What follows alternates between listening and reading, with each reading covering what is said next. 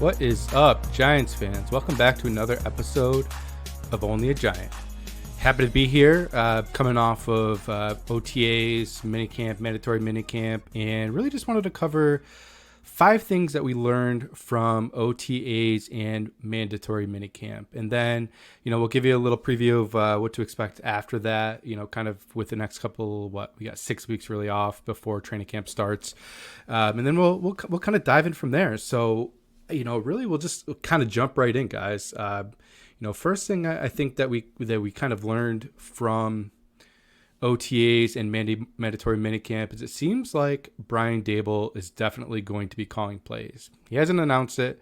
I think at the presser the other day he said that he has been calling plays a little bit and kind of like left it open, like maybe Kafka's been calling a little, but based off all the beat reports that we've seen and kind of everything else there, really seems like Brian Daboll is going to be calling plays for the 2024 season. And it kind of makes sense, go down with the ship type thing. This is really his offense and really honestly too, and this is what I think it really comes down to even more, is I think this is really going to be the first, and I've said this before, so maybe you've heard me say it, but I really think this is going to be the first year that we see a true passing game out of this offense, or maybe it's just the shift of a run first offense versus a pass first offense, for better or for worse. I'm not saying that it's going to be successful. I'm not saying this is Josh Allen type scenario from 2021 for them, but I just think it's going to be the first real shift to a pass first offense. And just some examples of kind of why I think that. Saquon, his first 2 years with the New York Giants, with Brian Daboll, I should say, 2022 and 2023. He had 295 carries in 2022. He had 247 carries in 2023, missing 2 games. So he averaged 271 carries per season. Devin Singletary, the last year that he was with Brian Daboll before he accepted the job with the New York Giants, had 188 attempts. Quite a bit less, overall. I really think that's kind of why they brought him back. They kind of know that, Devin Singletary is going to get the carries that he's going to get, and he's going to take advantage of those carries. But it's really going to be a true change over from a rushing offense or a hand the ball off to Barkley because he's our stud type of thing to, give Neighbors a chance, give Wandell a chance, give Hyatt a chance, go down with the ship with Daniel Jones or, a switch over to Drew Lock if it comes to it. But I really think that's going to be the shift that we're going to see this year. And I think that's why Daboll really wants to take over play calling and really make this his own offense. Kafka could benefit from that. If it goes well, he's the offensive coordinator. And, he had a big hand on that, and maybe that'll help him get a head coaching job. The other side of that is if it goes bad, I wasn't calling plays, Kafka can say. So it should be really interesting to see how this kind of works out this year. Another kind of little interesting stat, that 2021 season, Josh Allen threw the ball 646 times. The most attempts Jones has ever had under Brian Daboll was 472 passing attempts in a year. Now that's, 2022 really is when that's from. 2023, obviously injury riddled season, just a very, very underwhelming year. Everything that could have went wrong in 2023. So I think we're going to see that. I think we're going to see a much more pass-heavy offense, quick hitters. Maybe that'll allow us to spread the field out a little bit more, get Wandell in space, get Neighbors in space, let Hyatt eat deep to intermediate, see what happens there, and see what happens. Number 2, it's only OTAs. It's only minicamp, mandatory minicamp, but Malik Neighbors looks legit, guys, and it's exciting. We haven't had a receiver like that. Even when we did have Odell Beckham, granted, a little bit younger at that time, maybe not paying quite as much attention to OTAs and mandatory minicamp. Maybe the coverage wasn't the same then either, to be completely honest with you. But I don't remember his rookie year having this much hype. I feel like he was hurt a lot. I think he had like some hamstring tightness and kind of some stuff going on there. I remember, I think he missed maybe the first game or first couple of games, and then he came on and kind of came on strong, obviously. Richard Sherman had nothing but great things to say about Odell the first time he played him. But I just don't remember this type of hype coming out of minicamp or mandatory minicamp or OTAs or anything of that nature. But he seems to have it all. Body control, being able to contort his body to get to catches, hand catches, which is one thing I really like. He doesn't let the ball come into his body. He actually uses his hands to catch the ball, plucks it right out of the air. Here, he's got that ability to kind of contort his body to where it needs to be. One-handed catches, he's helping Hyatt, make that transition into being able to make plays like that. Not saying he couldn't before, but obviously we didn't see it. Now, there may have been a lot of other factors to that. One of the other interesting things that I think I'm kind of seeing, and maybe this is me reading way too much into things, but it almost seems like Neighbors is already kind of taking over that leadership role subtly in the wide receiver room. Yes, Slayton's still there. There's some older guys there as well. But it really seems like Neighbors is kind of taking Hyatt under his wing to try to show him how to be a pro, even though he's a year two guy. He's been in the league longer, but it just seems like Hyatt seems to be following him around a little bit, working out with him a lot, just trying to do all the right things. And I think it kind of shows. Now maybe that's not completely fair to Hyatt, because obviously he has been taking a little bit more of a serious role with learning the offense and working out with Daniel Jones as much as he can. It seems like he's really bought in this year, but it just seems like he's following Neighbors around and really trying to kind of soak up the knowledge and his ability. You can see everything that Neighbors done so far is, crisp routes, just clean route running, plucking the ball. I haven't seen the ball hit his hands and fall out at all, or any drops or anything. So it really seems like he's just doing everything right and kind of quietly maybe becoming a little bit of the leader out of that wide receiver room. Now, the other side of that is, it doesn't seem like a guy that's going to stand up in front of the room and demand, people get in line type thing. He doesn't seem like that kind of player, especially when he speaks to the media. He seems young. He seems humble. He seems like he is saying all the right things and doing all the right things. So it's encouraging. It's just encouraging to see this kid come in, seem like he really wants to work hard. One of the big things I like out of one of his quotes is that he wanted to show the veterans that were there that he was willing to practice, willing to put in the time, willing to do what's needed to be done. And that was what you heard out of him, from LSU. People always said this, Louisiana tough and all that stuff. Now, I don't know Louisiana. I'm from little Syracuse, New York, up this way. But it seems like there's some real leadership there, some real grit, some desire to be great, which is what you love to see out of the number 6 overall pick. I think we're definitely lucky we got him, at this point. And obviously, yes, training camp guys, OTAs, mandatory minicamps, whatever you want to call them.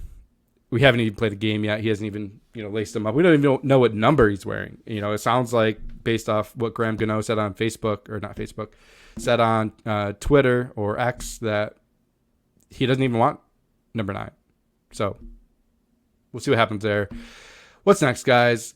Number 3, maybe we already knew this, but it really seems like cornerback 2 is Flott's job to lose.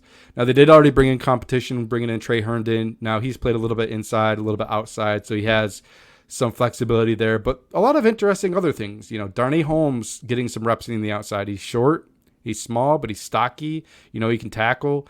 I don't know what I make of that. It just doesn't seem like a fit for him, but we'll see. What else? Trey Hawkins, obviously, still here. I think he'll compete. Trey Herndon could get some time there.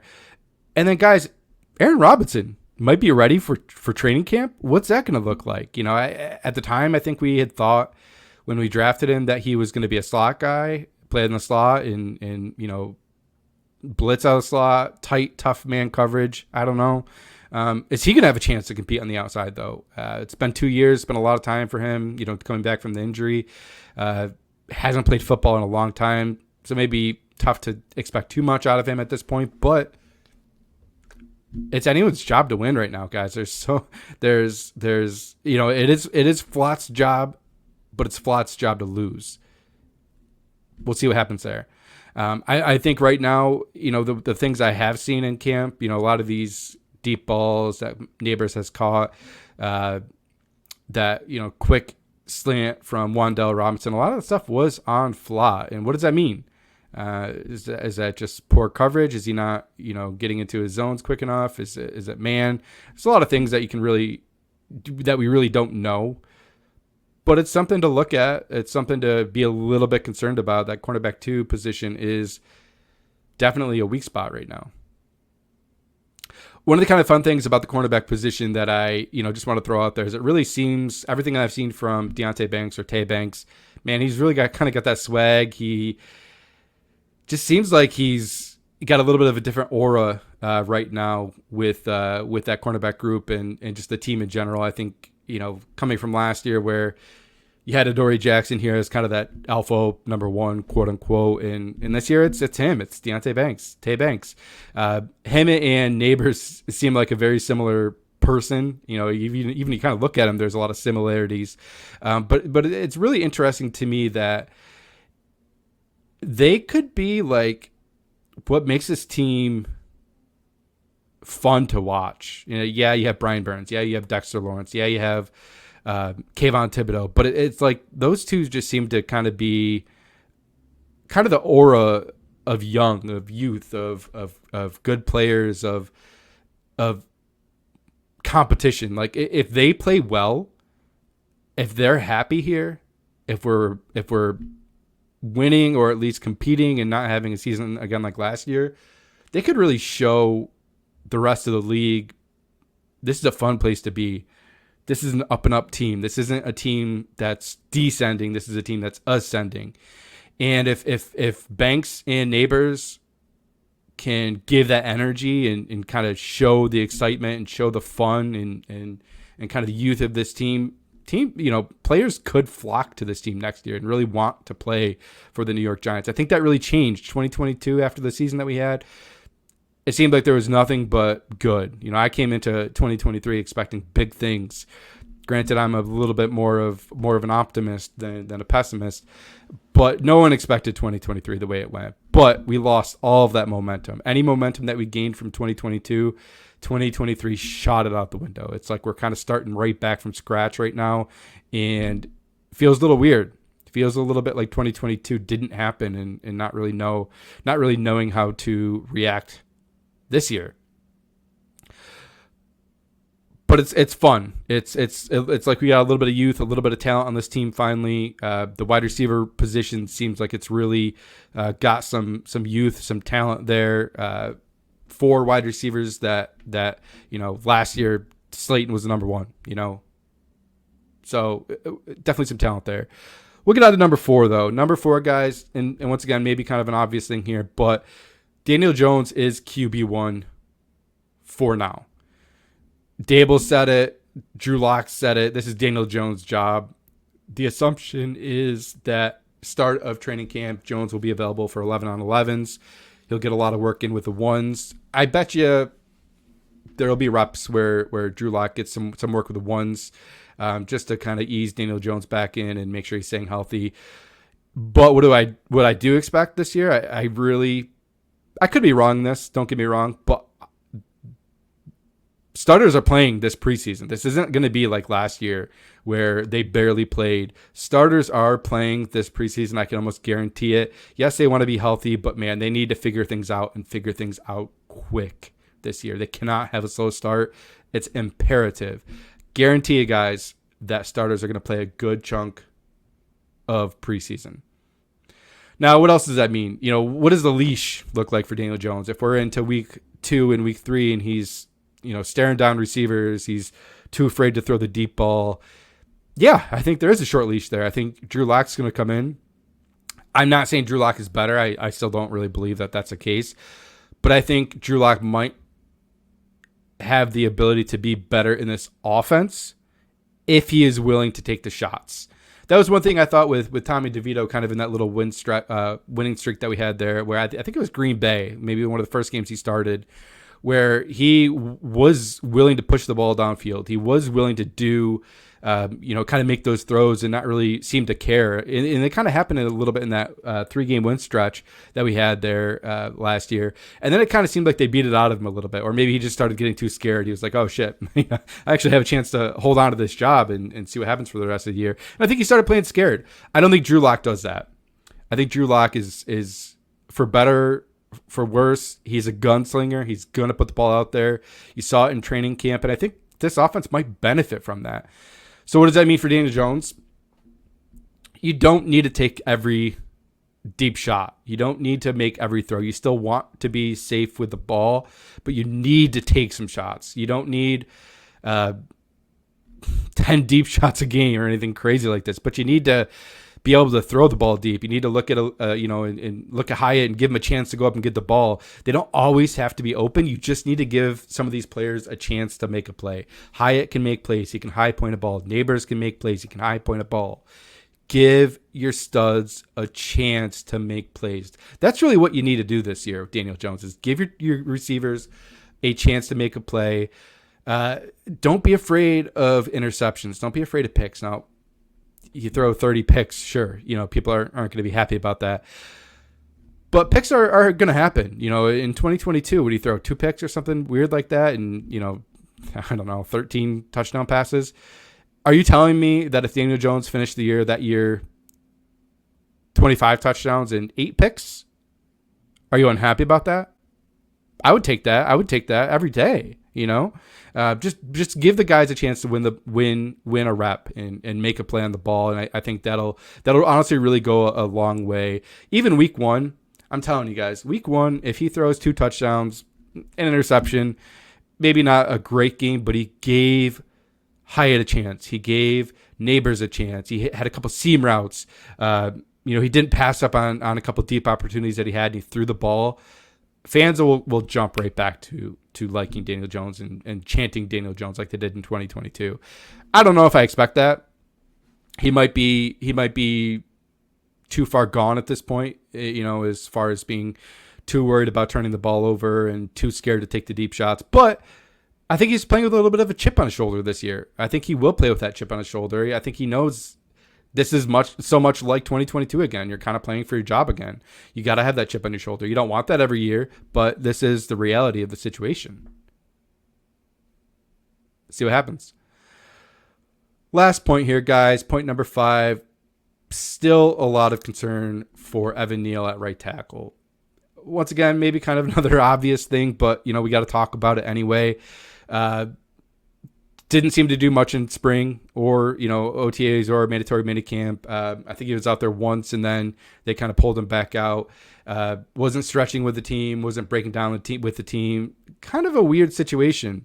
All the news that we heard here kind of indicated that he is just taking the advice of his doctors and doing what they are recommending him to do, but still kind of a weird look. Concerning, I'm definitely concerned about it. I don't know what's going to happen. I want to have faith that Evan Neal can still be our right tackle, but we'll see.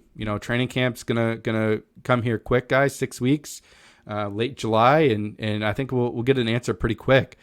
And if he doesn't come into training camp ready to go and healthy at least enough to be out there with the ones and getting some reps in preseason stuff of that nature, what does that mean?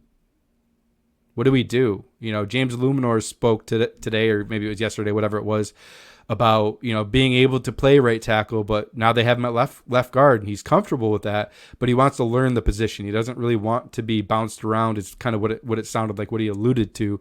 He did say that he could still play right tackle, and, if that's an option, then so be it. But I think we need to make that decision quick. If we get to week 2 of training camp, Evan Neal isn't out there, or Evan Neal's just looking bad, or joint practices, he's getting torn up. Guys, we got to make a decision quick, and we need to make the right decision.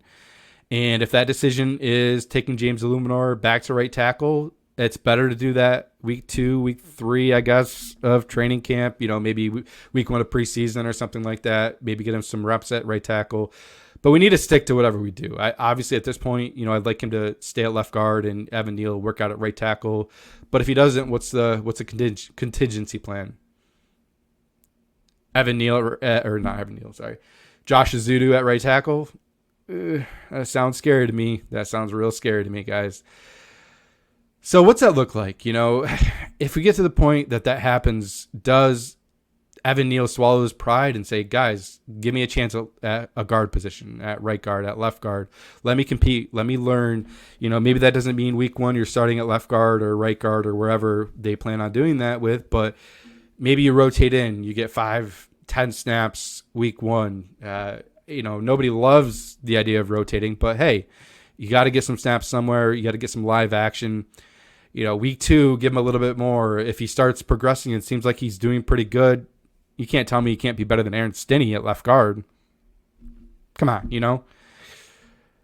Is he going to swallow his pride, though, at that point and do that? Because it seems like he's a little bit stubborn in that sense, and he really thinks that he is a tackle in this league. And maybe he is. He just has not proven it. And he hasn't stayed healthy. Those are some very concerning things at this point that we don't like to see, quite honestly, from a number 7 overall pick. One other thing I just want to say with Evan Neal, guys, and maybe this is me being too optimistic, or maybe optimistic's not the right word, maybe defending Joe Shane too much. Maybe that's what it is. But guys, do you remember that draft? It was like Evan Neal or like nobody, there was other, right tackle out of North Carolina, I think it was. I can't think of the name off the top of my head, but the Carolina Panthers took him. Everyone thought that Evan Neal was the best tackle in that class. Everyone. So what happened? What changed? I don't fault Joe Shane for drafting Evan Neal. I'm not mad about it. I don't think it was if it doesn't work out, it was a swing and a miss, but it was swinging at a strike. It was something that everyone thought was a for sure right tackle in this league for 10 years. So I don't hate the pick. I don't hate the process. I'm not saying that he made a horrible mistake drafting Evan Neal, because I think that was the right pick at the time, and it was so clearly a need. But the offensive line needs to be fixed at the same time. And don't be too proud, I guess, is really what I'm coming down to. If the pick isn't working, if Evan Neal, we get to week 2 and he's getting beat around the corner, maybe even week 1, and he's getting beat around, we got to do something. We got to make a change. Maybe that's not fair to Evan Neal. Maybe he needs, a couple weeks to really get into this offensive line and get the groove back in and get a little bit of confidence. And maybe that's fair. So maybe week 1 isn't the right answer there, but maybe, week 4, week 3, week 4, week 5, we start off the year with 2 very winnable games. Those are games we got to win with Minnesota and the Commanders. So you just can't let the offensive line nuke the season again. And we'll see what happens. Guys, that's all I got. It was a pleasure speaking with y'all again here. At this point, training camp's coming up. Let's go Big Blue.